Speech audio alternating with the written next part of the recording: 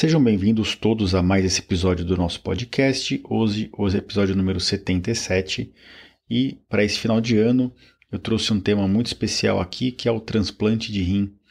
Um tema complexo, extenso, mas que eu trouxe exatamente porque é um tema associado a muita esperança, e acho que esse é o clima da virada de ano, né? Sempre a gente esperando por algo melhor, torcendo por algo melhor. Então eu vou trazer tudo para vocês aqui a respeito do transplante renal, desde falar de diálise, tipos de diálise, riscos e benefícios da diálise em relação ao transplante, do transplante em relação à diálise, vantagens e desvantagens, quem é o candidato ao transplante, quem pode doar, quem não pode, como é que funciona a doação, a lista de doação, se tem limite de idade. A gente vai falar como que funciona o transplante em si, na época do transplante, os cuidados no pós-transplante, e também falar um pouquinho de quanto tempo dura um rim transplantado. Então eu vou trazer o tema de forma bem ampla para vocês. Então não percam, após a música de introdução, o nosso episódio na íntegra. Sejam mais uma vez bem-vindos.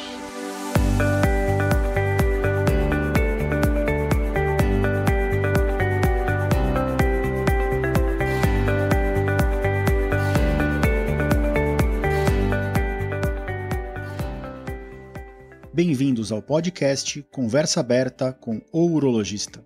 Meu nome é Giovanni Marchini, sou médico urologista formado pela Faculdade de Medicina da USP e serei o anfitrião desse show.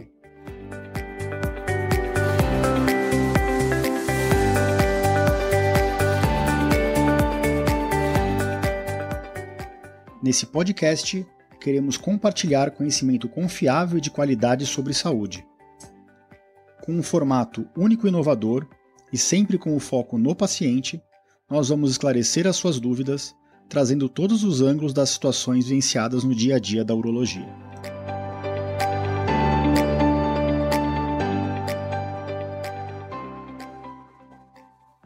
Olá a todos, sejam novamente bem-vindos ao nosso podcast, e hoje a gente vai falar sobre transplante de rim.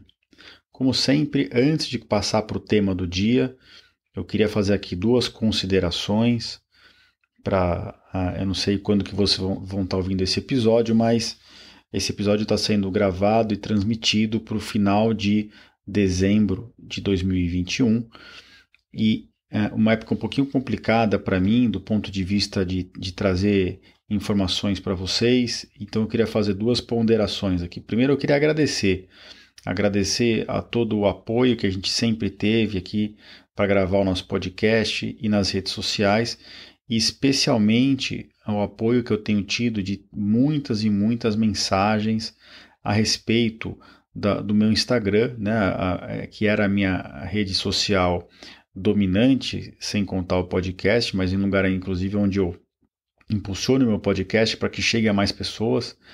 E no início do mês, a minha conta do Instagram foi hackeada e, infelizmente, essa é a segunda ponderação, aqui uma crítica, na verdade, a rede do Instagram em nada me ajudou, e até agora o bandido que hackeou a minha conta, que está dentro da minha conta, eu não consigo tirar ele de lá, o Instagram não derruba a conta.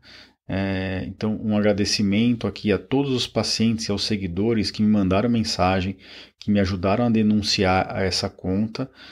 Eu vou ser eternamente grato a vocês e ao apoio e aos avisos, né? Que essa pessoa que está se passando por mim continua lá dentro, atuando, tentando tirar dinheiro das pessoas. E fica aqui então o meu agradecimento a essas pessoas que estão me ajudando e ao mesmo tempo a crítica aqui, talvez construtiva, né? Uma rede social do tamanho que tem o Instagram, social do Facebook, deveria ter uma forma de comunicação com a sua comunidade, com seus usuários melhor, mas eficaz. Eles, sempre que eu entro em contato com eles, eles mandam eu seguir o passo a passo do menu ajuda, e esse passo a passo é um passo a passo desatualizado. Ele assume que você vai receber alguns e-mails que não vêm com as informações nem com os links que você deveria receber, e aí você fica andando em círculos e não consegue resolver o problema. E, infelizmente, em algumas trocas de e-mail com a rede social, me foi dito que esses canais de comunicação não são para esse tipo de denúncia, e eles não derrubam a conta. É impressionante. A pessoa que está dentro da minha conta do Instagram continua tirando dinheiro das pessoas. Essa semana, para nossa surpresa, eles começaram a tentar vender seguidor. É algo impressionante a capacidade desses bandidos de criar novos modelos de negócio dentro dos seus roubos aí de rede social e de crimes cibernéticos, né? Se eles usassem essa criatividade para o bem, o nosso país seria um país muito melhor. Mas chega de falar de problema aqui, chega de falar de mim, vamos falar do transplante, né? Eu faço transplante, aprendi o transplante na minha formação do HC, fiz transplante em algumas equipes por muitos anos fora e hoje a gente tem a nossa equipe de transplante que faz transplante de rotina e realmente é um procedimento complexo, com muito detalhamento, é um procedimento que tem que ser feito por uma equipe multidisciplinar, né? Psicólogos, urologistas, nefrologistas, nutricionistas, enfermeiros. Então é um procedimento que tem que ser muito bem trabalhado no objetivo de tirar a pessoa da diálise, que é o que eu vou explicar para vocês aqui. Vamos começar do começo, né? Quais são as funções do rim e o que é a diálise? Então, eu já tive a oportunidade de trazer essas informações em outros episódios do podcast, fiz um específico das funções do rim que ninguém conhece, né? Mas a gente tem que lembrar que o rim tem 5 principais funções. Uma que todo mundo conhece, que é eliminar as impurezas do sangue. O rim, basicamente, ele joga água e substâncias para dentro dos túbulos e depois reabsorve de volta para o corpo essas substâncias. Então, ele faz isso de forma contínua. Basicamente, ele mede no sangue como é que está e ele vai jogando para os túbulos, e aí o que ele não reabsorve de volta para o sangue acaba virando o produto final da urina, né? Então, essa é a primeira função, mas não é a única função. O rim produz alguns hormônios, o rim regula a nossa pressão arterial, ele participa através da vitamina D e de outros mecanismos da formação e da homeostase dos nossos ossos, né? E ele estimula também a produção de glóbulos vermelhos. Tem que lembrar da eritropoetina que é produzida pelo rim. E o que é a diálise? A diálise é uma terapia de substituição ao rim, que está indicada quando o paciente tem uma insuficiência renal crônica, quando o rim não está conseguindo exercer as funções dele. Então, quando o rim está parando de funcionar, lembrando que a gente tem, em geral, 2 rins, né? Tem gente que nasce com um rim só, mas quando a gente nasce com os 2 rins têm que perder grande parte da sua função de filtragem do sangue para que o paciente entre em diálise. Quais são as doenças que mais levam a diálise no Brasil e no mundo? As clássicas: hipertensão, diabetes, mas também temos que lembrar daquelas doenças outras, como infecções urinárias de repetição, cálculos renais de repetição. Estima-se que de 3 a 5% dos pacientes em diálise no mundo, a causa da insuficiência renal crônica foi pelo mau tratamento ou má aderência ao tratamento dos cálculos. Tá? Outra doença comum são as nefrites, doenças, glomerulopatias, né, e malformações do aparelho urinário. Então, essas doenças, lembrando que grande parte delas, se a gente diagnosticar e tratar precocemente, o paciente nunca vai evoluir para uma necessidade de diálise, né, de terapia de substituição do rim. E é isso que mais entristece a gente. Outra doença outro fator que pode levar o paciente à diálise é o uso crônico de anti-inflamatório. Eu sempre explico isso para os meus pacientes. É a maior causa evitável no mundo de diálise, né? Excluindo-se doenças. Então, o que a gente pode causar de mal na gente mesmo? O uso crônico de anti-inflamatório, por culpa de automedicação principalmente, mas também tem médicos que acabam prescrevendo de forma continuada o anti-inflamatório, e isso pode levar, sim, à perda completa da função dos rins. E eu estou falando aqui de diálise de uma forma geral, mas a diálise não tem um tipo só. A gente tem basicamente, eu vou dividir aqui em 2 tipos de diálise: a hemodiálise, hemo de sangue, tá? E a diálise peritoneal. A hemodiálise, o paciente ele tem uma fístula no braço, isso é feito cirurgicamente, ou um catéter, um permicate, que é um catéter que permite que esse catéter vai até um vaso de grande fluxo de sangue dentro do nosso corpo. E para o paciente que faz hemodiálise, seja por fístula, seja por catéter, esse paciente em geral vai para o hospital 3 vezes por semana, na segunda, na quarta e na sexta, ou na quinta, na terça, na quinta e no sábado, fazer a sua diálise para tirar do corpo as impurezas que o rim não está conseguindo retirar, e às vezes precisa tirar também em volume. Se a pessoa urina pouco, se os rins... Tem gente que está em diálise que o rim continua filtrando a água, né? Então o paciente consegue urinar, ele tem menos restrição de ingesta de água. Tem gente que está em diálise que não, que nem água o rim consegue jogar para fora. E aí essas pessoas, elas acabam ficando mais inchadas, né, mais edemaciadas entre uma sessão e outra de diálise, e nas sessões de diálise tem que tirar, além das impurezas, tirar bastante volume de líquido. Isso é feito em geral 3 vezes por semana. Existem diálises que são turnos de manhã, turnos à tarde, e tem muitos pacientes, inclusive tem um paciente médico nosso que fazia, né, antes do transplante, diálise no turno à noite, para não comprometer a vida dele ao longo do dia. Então, 3 vezes por semana, ele dormia no hospital para fazer a diálise nesse turno noturno. Existe um outro tipo de diálise que não é a hemodiálise, que é a diálise peritoneal. A diálise peritoneal é uma diálise em que cirurgicamente é colocado um catéter no nosso abdômen, no peritônio, e diariamente é injetado um líquido no abdômen. Esse líquido, ele por transsudação e por outros mecanismos que não cabem aqui ficar discutindo, ele permite que as substâncias do sangue sejam absorvidas para esse líquido e depois esse líquido é retirado de dentro do abdômen por esse catéter. Isso tem que ser feito diariamente. Alguns pacientes optam pela diálise peritoneal, dá para fazer em casa, desde que tenha um material e que tenha treinamento para isso.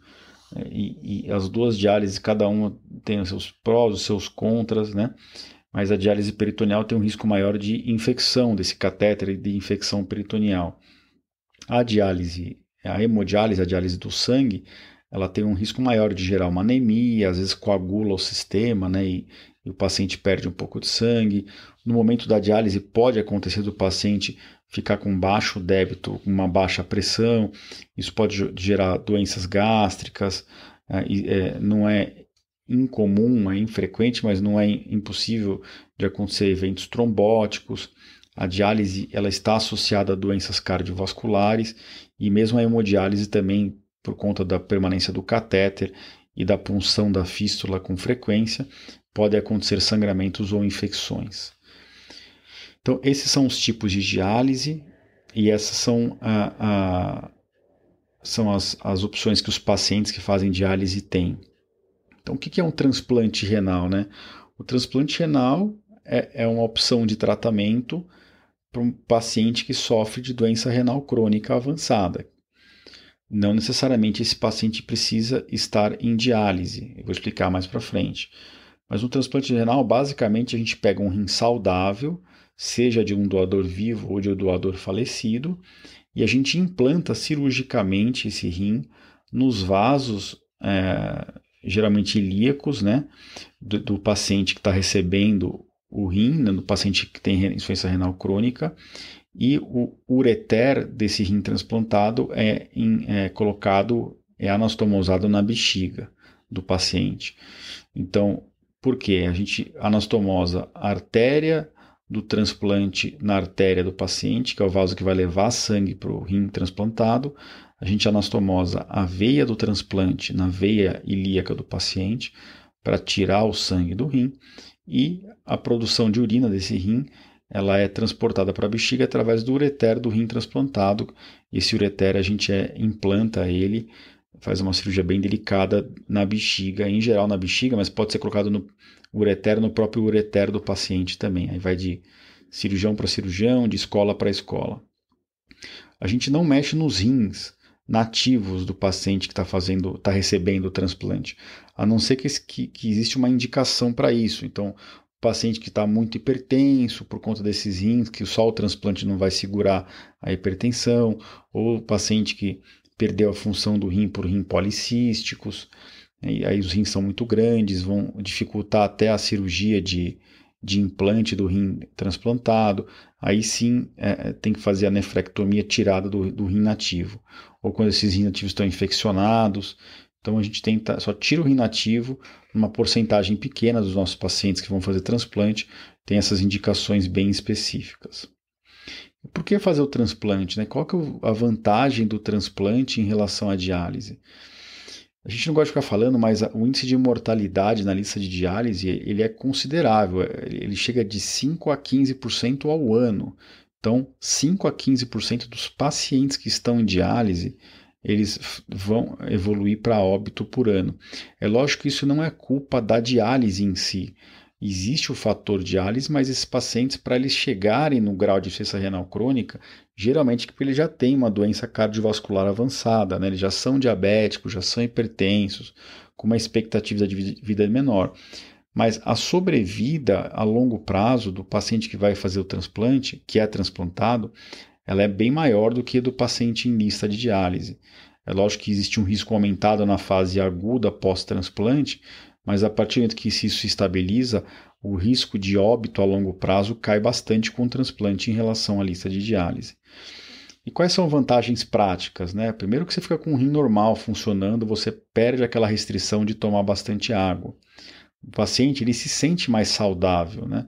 Ele fez uma cirurgia, mas ele se sente muito mais saudável do que ele ficar indo na diálise 3 vezes por semana, se for a hemodiálise.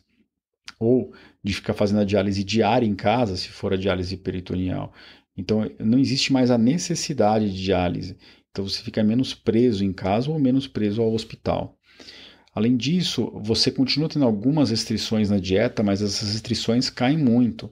A possibilidade de você tomar mais água, de você comer alimentos com bastante proteína que você não poderia comer antes, de você ter, às vezes, poder abusar um pouquinho mais aqui ou ali, lógico, com todo o bom senso que existe, mas tem alimentos que a gente não pode de jeito nenhum em quem está em diálise.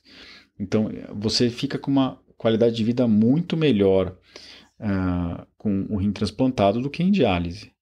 Mas existem algumas desvantagens, a meu ver, eu considero desvantagens pequenas. Mas a gente sempre comenta isso com o paciente, né? Primeiro que ele vai precisar de uma cirurgia. Se ele ficar em diálise, ele não precisa de cirurgia. Mas é uma cirurgia segura, é uma cirurgia do dia a dia, não é uma internação longa, não é uma cirurgia de altíssimo risco. Segundo, ele vai precisar de um doador, seja um doador vivo ou um doador falecido. E tem gente que tem mais sorte, tem gente que tem menos. Tem gente que tem caso do ponto de vista imunológico mais complexo, tem gente que é menos complexo. Mas vai precisar de um doador de qualquer jeito. Existe sempre a possibilidade de rejeição. Isso tem que ficar muito claro para o paciente. Por mais que a gente faça extensos testes imunológicos de compatibilidade entre o receptor e o doador no pré-operatório, rejeição sempre pode acontecer. Depende do grau imunológico do paciente, depende de como o organismo dele vai reagir àquele órgão novo, depende do uso de algumas medicações como os imunossupressores e por aí vai. E acho que a grande desvantagem que tem que ficar muito clara para o paciente é que fez o transplante e vai usar imunossupressor o resto da vida. Não tem como parar a medicação. Transplantar não é igual a ficar com 0 remédio. Muita gente acha isso.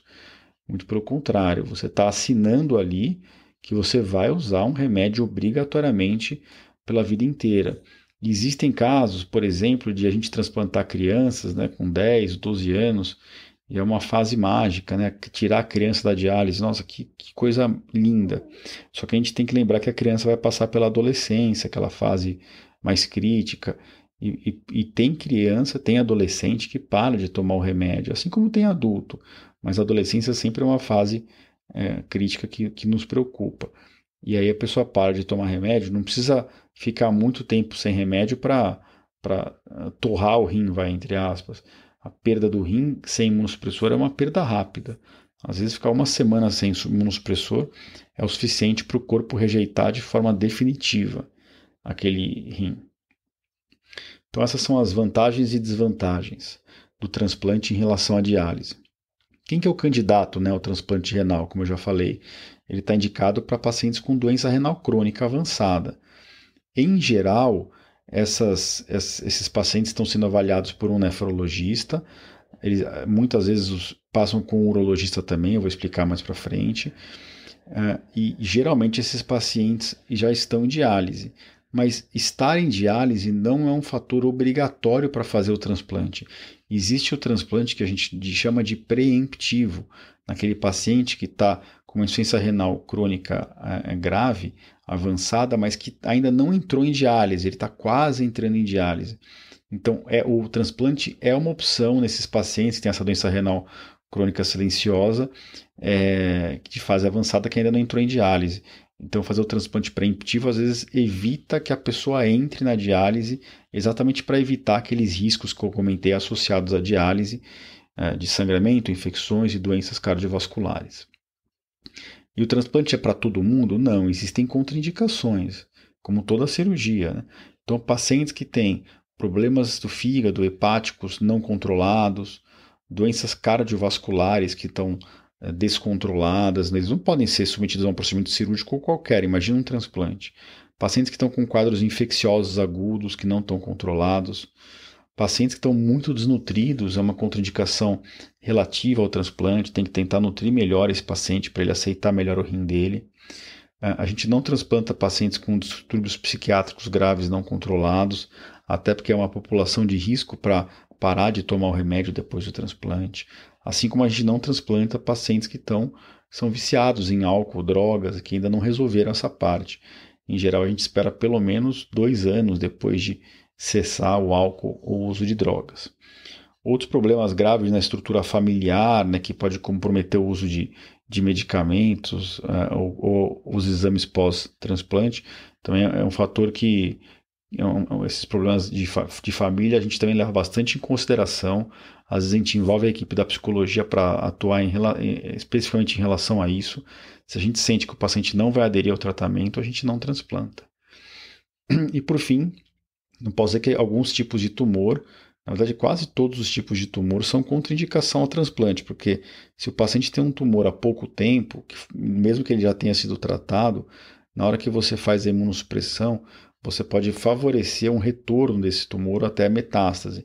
Então, a maior parte dos tumores sólidos, a gente espera de 2 a 5 anos depois do tratamento para ter certeza que não teve nenhuma recidiva do tumor antes de fazer o transplante, exatamente porque a gente vai ter que deixar o paciente com os imunossupressores. Ah, doutor, me falaram que eu tenho 35 anos que eu não posso doar. Ou então, doutor, eu sou receptor e me falaram que meu pai de 72 anos não pode doar. Existe mesmo esse limite de idade, né, para o doador e para o receptor? Hoje em dia, do ponto de Constituição, não existe mais uma limitação de idade, né? A gente pode transplantar crianças com 2, 3 anos de idade e pacientes também com idade superior a 70 anos. Então, o transplante é uma opção para quase todas as faixas etárias. Isso em relação ao receptor.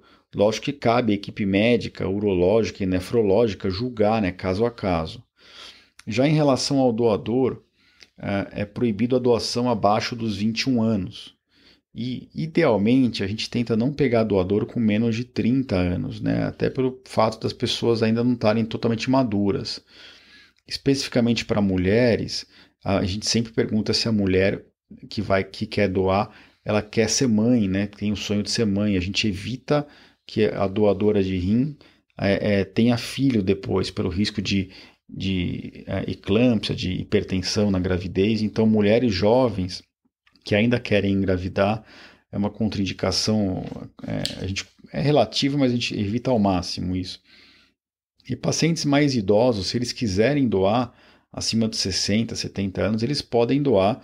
A gente sempre orienta que é uma faixa etária que não é o que a gente costuma fazer de rotina, mas que pode doar se a pessoa tem nos exames pré-operatórios os rins que funcionam bem, o doador não tem nenhuma contraindicação à doação, a gente pode prosseguir com o doador vivo, né, nesse sentido, mas orientando que se o receptor for muito jovem, às vezes aquele rim que está sendo doado do idoso, ele não vai permitir que a função renal fique 100% normal no transplante geralmente tira a pessoa da diálise, mas a creatinina no sangue acaba não ficando baixinha, que nem quando é um doador da mesma faixa etária.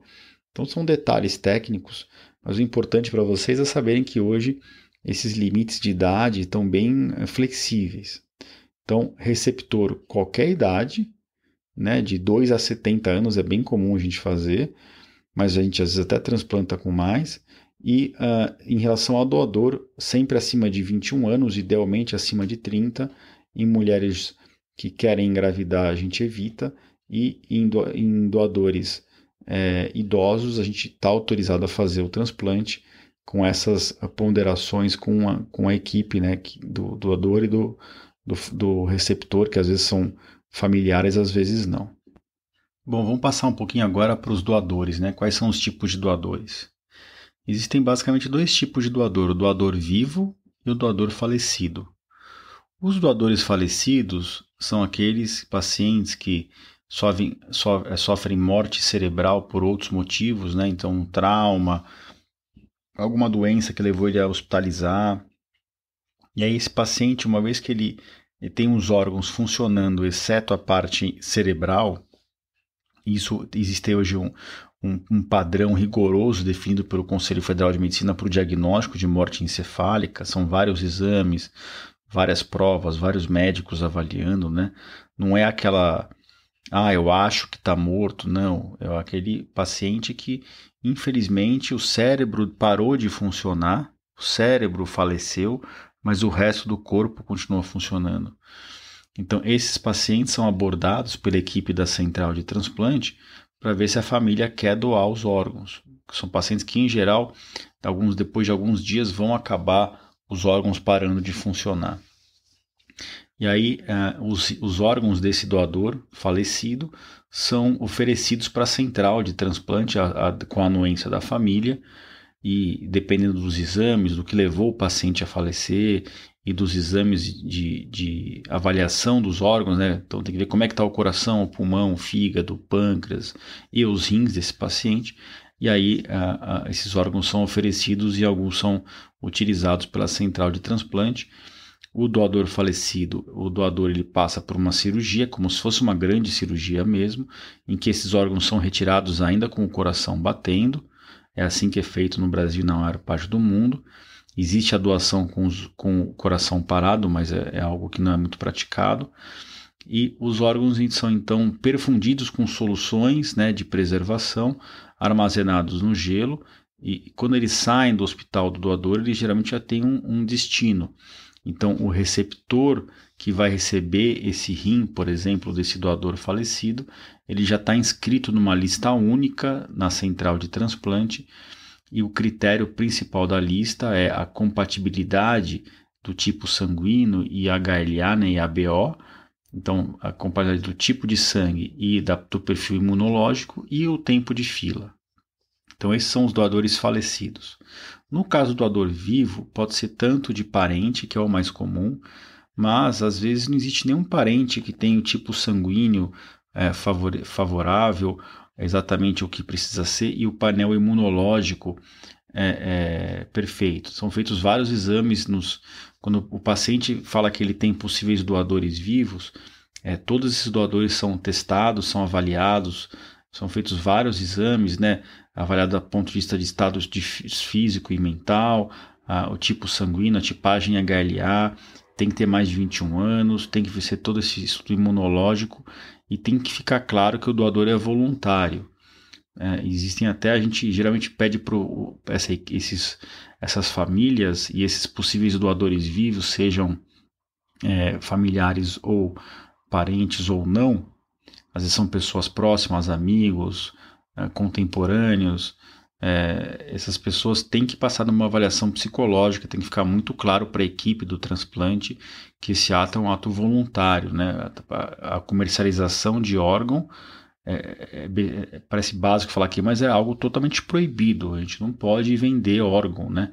O doador não pode estar doando por uma questão financeira. E se isso parecer que isso está acontecendo, todo o processo é interrompido antes de acontecer. Então, esses são os dois tipos de doador, né? O doador falecido e o doador cadáver.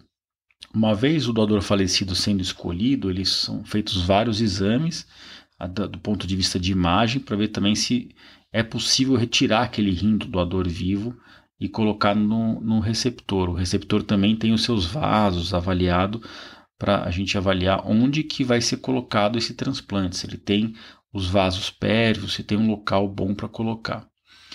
Já o doador falecido, para o paciente renal crônico receber um rim doado de um doador falecido, primeiro que esse paciente tem que estar passando com uma equipe de nefrologia e esse paciente tem que estar cadastrado na lista única da Central de Transplante da Secretaria do Estado de Saúde. E essa lista, a cada 90 dias, o paciente tem que ter o soro dele, né, o sangue retirado, e esse sangue é testado, vai para o laboratório de imunogenética e esse painel do paciente ele é atualizado na lista de transplante. Se aparecer um doador falecido com a mesma tipagem sanguínea e com um painel imunológico favorável, e também existe também o critério dessa compatibilidade e também do tempo de espera em fila. Então, se dois pacientes têm a mesma compatibilidade com aquele doador, o doador, o rim doado, vai para o paciente que está há mais tempo em fila. Agora, se o paciente está mais tempo em fila, mas o sangue dele, o soro dele, não tem uma boa compatibilidade com aquele doador, aí esse receptor ele é pulado, não vai colocar nele um rim que tem altíssima chance de rejeição. É lógico que isso é super complexo, tá? Existem equipes de nefrologia especializadas nisso para avaliar esse risco imunológico. Mas, do ponto de vista prático, é isso. É o tempo de lista e o principal fator, o número 1, é a compatibilidade imunológica. Os pacientes que vão ser transplantados, a gente pede vários exames pré-operatórios, exames de sangue, urina, essa tipagem sanguínea, o HLA, né, que é a parte imunológica. O paciente, quando ele é homem, acima de 40, 50 anos, a gente pede exame de próstata, geralmente passa com o urologista. Mulheres geralmente passam com o ginecologista para fazer o Papa Nicolau. A depender do que levou à perda da função renal daquele paciente, por exemplo, o paciente perdeu a função por infecção urinária de repetição. Aí a gente pede outros exames, ultrassom de rins e vias urinárias, uma uretrocistografia, tá? Além dos exames que eu já falei de Doppler dos vasos ilíacos do receptor e do doador, se for um doador vivo, geralmente a gente faz uma angiotomografia ou uma angiorressonância para ver qual rim que a gente vai tirar desse doador para implantar no receptor. Então é uma gama grande de exames e o receptor ele periodicamente tem que repetir esses exames, até porque o painel imunológico dele pode ir mudando ao longo dos meses e dos anos. Quando surge a tão esperada data do transplante, é como se fosse uma cirurgia. Lógico que se for um doador falecido, o paciente é avisado o mais rápido possível, ele tem que comparecer ao hospital, ele interna e o rim chegando naquele hospital, o paciente é submetido a uma anestesia geral e o rim então é implantado, é lavado de novo com soluções de preservação, tudo com técnica asséptica, e os vasos do rim são implantados nos vasos do receptor e o ureter do rim é implantado geralmente na bexiga ou no ureter do receptor. Quando é um transplante intervivos, né, com doador vivo, é uma cirurgia mais eletiva, agendada. Então, olha, às 8 da manhã, tanto o doador quanto o receptor vão se internar. A gente começa com 2 equipes, né, de cirurgia enquanto começa o doador, geralmente ao mesmo tempo já a gente começa a preparar os vasos do receptor para receber esse transplante. Aí a gente tira o rim do doador e implanta no receptor. Em geral, no rim, no transplante de doador vivo, o doador acaba indo embora no segundo pós-operatório, o receptor no quinto, no sétimo. No transplante intervivos tem uma chance bem grande do receptor, inclusive, já sair da sala de cirurgia urinando bastante. Por quê? Porque é um paciente em que o tempo que o rim ficou fora sem sangue, né, um tempo de isquemia, que a gente chama, é um tempo bem curto. Foi o tempo de tirar de uma sala e levar para outra sala, perfundir com a solução de preservação e implantar no receptor. Já o doador falecido, o rim ele fica várias horas, né, parado, às vezes 10, 15, 20 horas no gelo. E apesar de ficar bem preservado, ele demora mais para começar a funcionar depois que ele é implantado. Então, enquanto num transplante intervivos o receptor fica internado 5, 7, 10 dias no máximo, às vezes num transplante falecido o paciente fica mais tempo internado, porque o rim demora mais para pegar no tranco, né, para começar a funcionar. Às vezes, inclusive, vai para casa ainda sem esse rim funcionar, e depois de 15, 30 dias o rim começa finalmente a funcionar já em uso de todos os remédios. As medicações imunossupressoras já começam na indução da anestesia, ou às vezes até um pouco antes. Tem alguns protocolos de fazer alguns dias antes da parte de imunossupressor para o receptor. Isso vai depender, vai variar caso a caso. Aquele receptor que tem um perfil imunológico mais complicado, com maior risco de rejeição, ele vai receber mais remédios imunossupressores, às vezes começa até um pouco antes. E a gente fica bem de olho no pós-operatório. Mas, em geral, na indução da cirurgia de implante do rim, já começam essas medicações e durante a internação esses níveis de medicação são ajustados no receptor. Depois do transplante, que o paciente vai de alta, ele continua voltando, geralmente com a equipe cirúrgica, que são os urologistas nos primeiros retornos, e com os nefrologistas, e uma vez resolvido da parte cirúrgica, eles acompanham periodicamente apenas com a nefrologia e esporadicamente com os urologistas, e tem que fazer exames periódicos para ver como é que estão as medicações, controlar níveis no sangue das medicações, ver como é que está a função renal, a creatinina, e de vez em quando também a gente pede um ultrassom do rim transplantado. Mas quanto tempo será que dura, né, um rim transplantado? Isso é uma pergunta que todo mundo faz. E tem que ficar muito claro para o paciente que o rim transplantado não vai, às vezes, durar a vida inteira. Apesar de ser um rim normal, de ser um rim bom, que se ficasse na pessoa que doou, esse rim poderia durar até o final da vida dessa pessoa. Em geral, no transplantado renal, no receptor, esse rim não vai durar tanto tempo assim. Então, tem casos em que o rim dura... Tem casos que o rim é rejeitado e dura uma semana. É raro, mas o paciente tem que saber que existe esse risco, tá? Que é uma rejeição hiperaguda, né? Mesmo usando todos os remédios. Então, é uma chateação para o paciente e para a gente, deixa a gente muito frustrado, mas pode acontecer. É raro, mas acontece. Mas na maior parte dos casos, o rim dura muitos anos. 10, 15, 20. Tem casos de rim durando 30 anos. Vai depender do quê? Vai depender do controle da pressão desse paciente, do diabetes que levou ao transplante.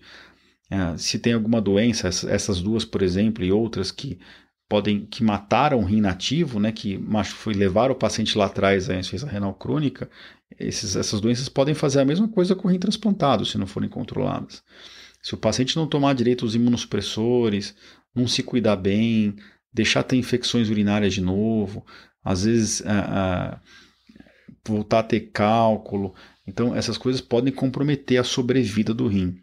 Mas no paciente que segue direitinho, que toma os remédios, que não está deixando os outros problemas de saúde influenciar na função do rim, o rim pode durar décadas mesmo. Tá? Então, é isso que a gente espera, né?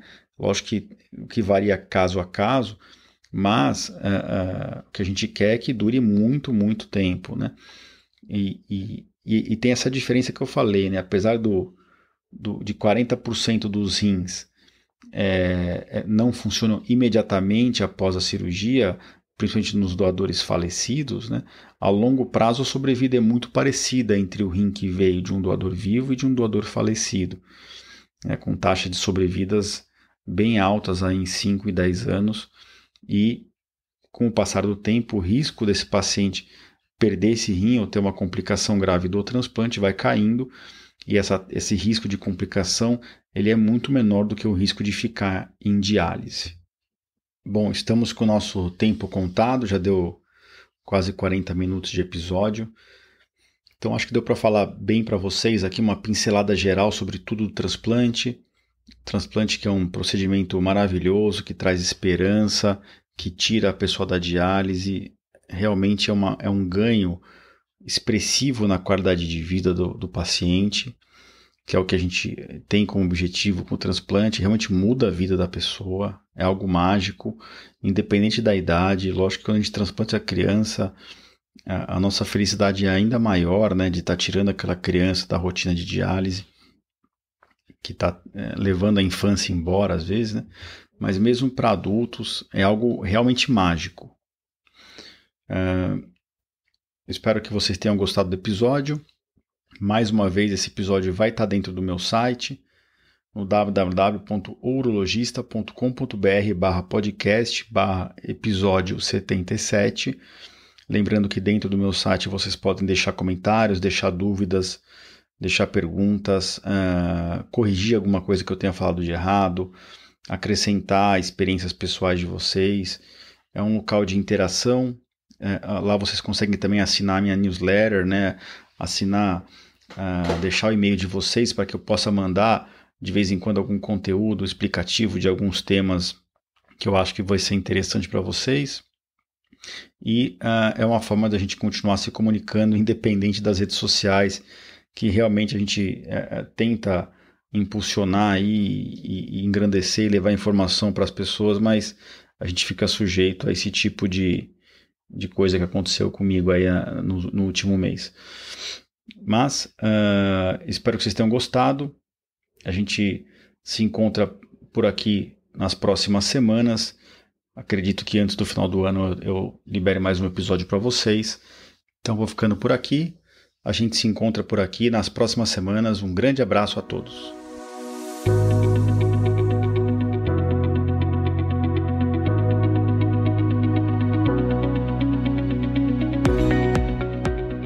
Você ouviu a mais um episódio do podcast Conversa Aberta com o Urologista. Mais uma vez, obrigado e até o próximo.